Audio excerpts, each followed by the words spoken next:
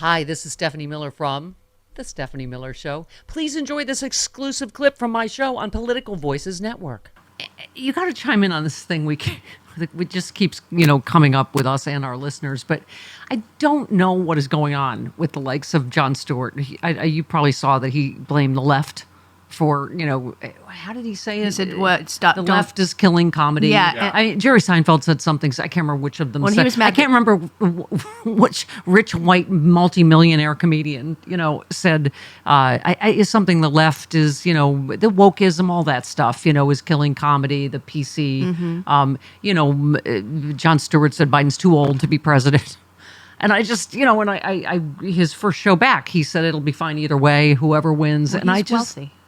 Yeah, I mean, that's what I keep saying, Dana. For rich white millionaire guys, sure, everything, it doesn't matter. For an awful lot of the rest of us, it's going to matter. We did a thing, we just, checked statistically on tax cuts, because I'm like, is it all about tax cuts for rich guys? Yes. Because we were saying 1% of us make over $350,000 a year. 1% of us. Those guys make way more than that.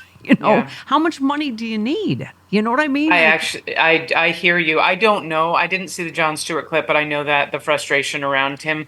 I don't understand why he would say something like that, because it's the left that actually watches the show, and I find him hysterical. I don't necessarily agree with everything he says, but the whole Jerry Seinfeld thing about how wokeism in the left, Jerry Seinfeld has a very specific kind of comedy that works very well with an older generation. Right. That's it. That older generation is getting older. That's what happens. Well, it's the same stuff There's a Bill younger Maher's generation that doesn't find him funny, but you can't come out and say it's because liberals, they're ruining comedy. You just have a type of comedy that doesn't resonate with the younger generation anymore. Yeah. Well, it's the same stuff Bill Maher's been whining about forever. Like, Chris said, they're whining about being silenced on their multi-million-dollar platforms that, millions of people are listening to them or watching them.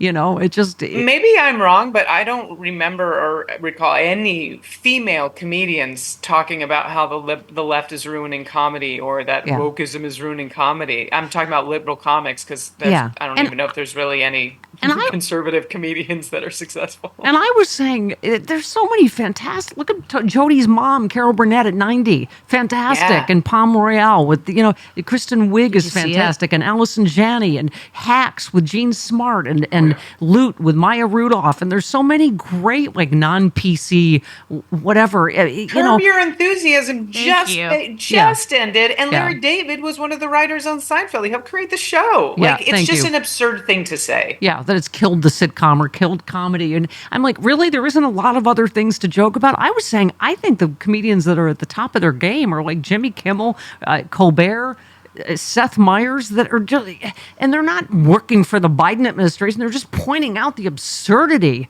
of the times we're living in and of Donald Trump. One of the best bits I've ever heard was John Mulaney's "A Horse Loose in a Hospital." Thank you. I just mentioned it. That was in the last, 5 years? I just mentioned eight years. It's one of the best political bits, and it's just talking about the way the world is. It doesn't have to be left or right. No. Funny is funny, and if you can't admit that what's going on in the Republican Party is laughable, then you have a bigger issue than just comedy. You're not allowing yourself to see the truth, and as a comedian, you have to allow yourself to see what's really happening.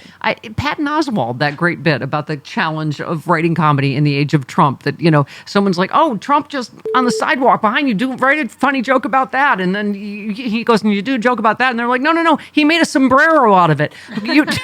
You're like, "What? Just in the last minute?"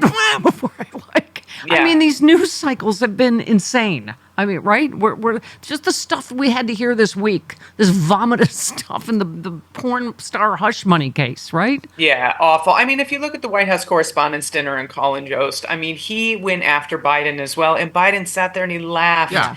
I mean, he laughed at it, because that's what someone can do in the sense of humor when they don't feel like their privilege is being stripped from them. But unfortunately, in this country, a lot of white men feel like they're losing ground, because other people are now getting fair shots at things. things.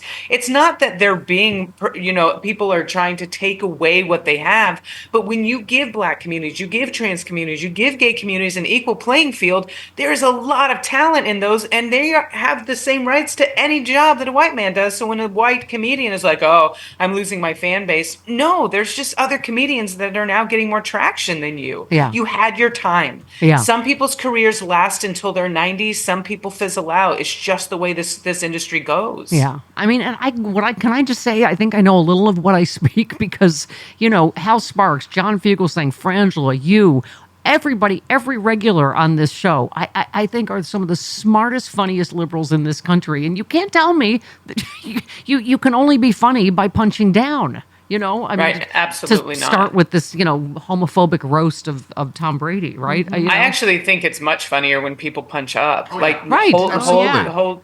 Yeah. That's comedy. Yeah. Well, now to kill comedy, let's talk about the Middle East, because don't you love this story? Because I sure do. Oh boy, yeah. So Biden says U.S. will cut off offensive weapons to Israel if they go into Rafah. People are equating that with Donald and Ukraine right now, and Zelensky, and I don't think it's the same. No. Yeah, I mean, Dana,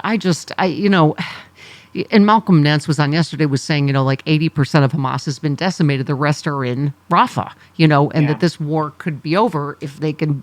But, can they do it without killing how many civilians? It is, of course, the tragic question again and again. And it's, I don't know, I was reading this headline yesterday. In 2018 letter, Netanyahu asked Qatar to fund Hamas.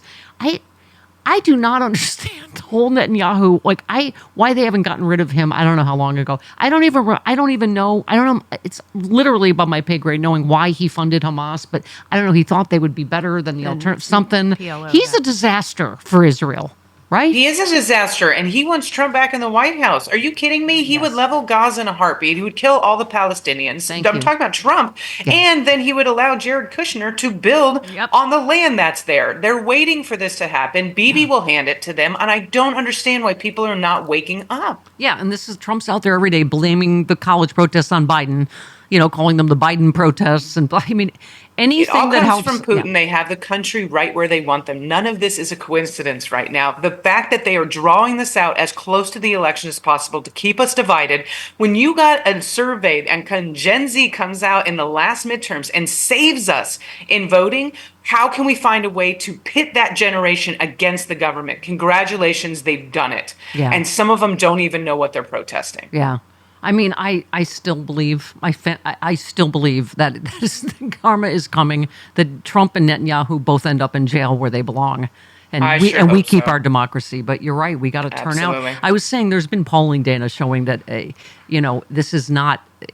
It's I can't. You know what, Jody? Maybe we can find the graph. They just did some polling, and it's way down the list of stuff that younger people are voting on. So once again, the mainstream media is like, so-and-so group isn't voting for Biden. He's doomed, And it's like, and it's not true. There's so many. They're doing so many other articles. Like if you actually go into a deep dive of kids, and I say kids because Gen Z in the 30s, they are voting because they want bodily autonomy. They're voting because they don't want to be told that they can't identify how they feel inside. They're voting for all these other reasons, but you do have now the media covering these protests, and it makes them sound like we've lost an entire generation, and we have not. Yeah.